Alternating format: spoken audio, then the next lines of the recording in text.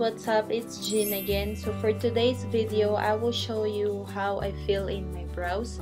So ito lahat yung mga products na ginagamit ko pag I have enough time to fill in my brows. So normally, I only need 3 products to fill in my brows kung nagmamadali ako. First, we have the spoolie from Eco Tools, the brow pencil from M.A.C in the shade Spike, and then the brow gel from Loreal. And then next is the Benefit Boiing Airbrush Concealer. Ito yung ginagamit ko guys panglinis para mas define tingnan yung ating kilay. Then gamit itong BH Cosmetics 102. Ito rin yung ginagamit ko rin na panglinis. So para bonggang-bongga talaga ang ating kilay guys, na alam mong hindi talaga siya gagalaw or makakalbo, gagamitin natin itong Wet n Wild Ultimate Brow Kit, and this is in the shade Ash Brown or Brunette. And our last product is from Michaels. This is the Royal and Langnickel number 6. I think paintbrush to siya. Guys, I already did my other eyes. So, yung unang gagawin natin ngayon ay i-brush natin siya gamit itong ating spoolie. Brush lang natin pataas yung ating brows. Asensya nga pala guys na parang off yung lighting, tapos may shadow na nagaganap naman kasi it is already 9:31 here and yeah, gabi na guys. I was going to film this yesterday but I decided to film it tonight kasi ang dami kong gagawin bukas, kaya pinilm ko na lang ngayon para marami akong matapos bukas. So next is gagamitin natin itong M.A.C. Nakuha ko to siya sa BOXYCHARM. So, ang ginagawa ko, inumuna ko muna dito sa pinakadulo. Ano tawag ito? Nag-outline muna ko.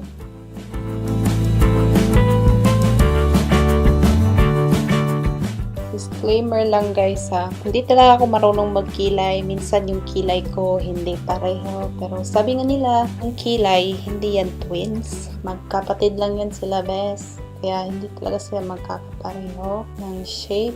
So ayan, ginaganon ko lang, tapos huwag mong diinan guys, parang light hand lang yung ginagawa mo para hindi naman masyadong napaka-harsh, lalo na pag pigmented yung pencil mo.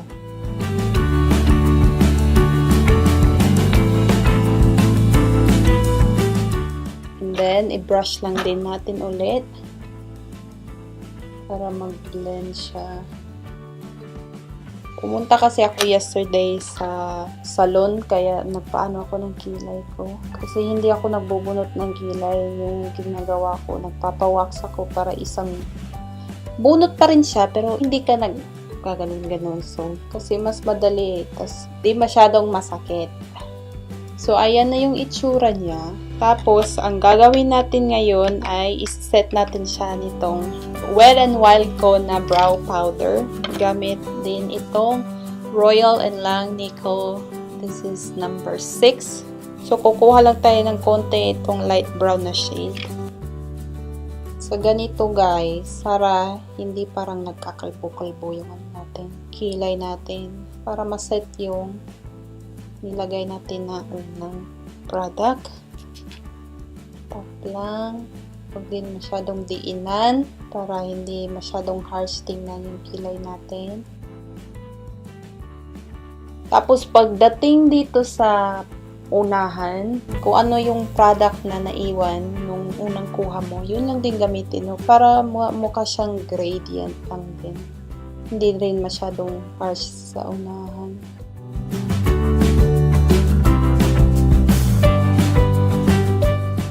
Sensya nga pala sa itsura ko guys, kasi katatapos ko lang maligo, tas ayun, nag-decide ako na i-film ko tong video na to. So ayan, so i-brush natin siya ulit nitong spoolie.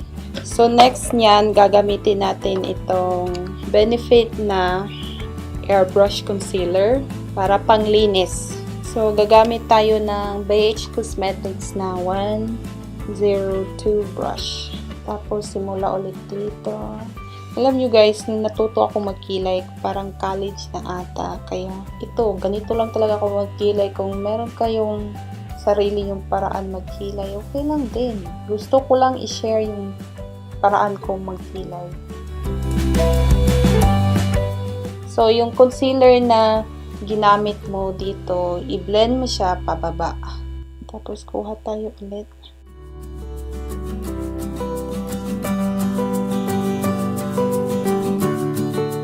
Tapos, yung dito rin sa taas, guys, i-blend mo siya pataas.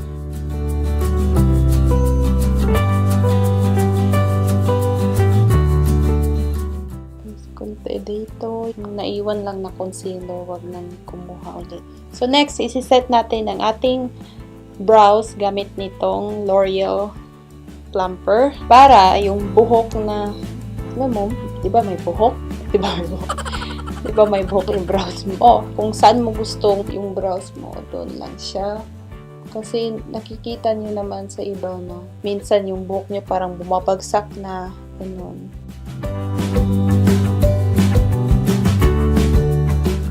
So, ayan na guys, yung ating finish kilay. Ayan. Parang harsh ata. Ewan ko, napapansin ko parang mas harsh itong isa. Or sakto lang ba? Sa camera lang siguro. But anyway, yan na yung kilay natin. Like I said, yung kilay natin guys, hindi yan kambal. Kaya hindi yan magkakapareha. Ano lang yan sila? Cousin or neighbors. Ganon. So, ayan na guys. That is how I filled in my brows. Alam ko mukhang simple lang siya. Pero para sa akin best, ang hirap kasi ang bagal ko talagang mag-browse and sometimes it took me 10 to 15 minutes and yeah, kaya nga, sabi nga nila kilay is life, kaya magtiis ka best. So, ayun. Yung iba guys, ang ginagawa nila is mini-measure nila. Kuha sila ng kung ano, pwede gamitin mo yung brow pencil mo or brush.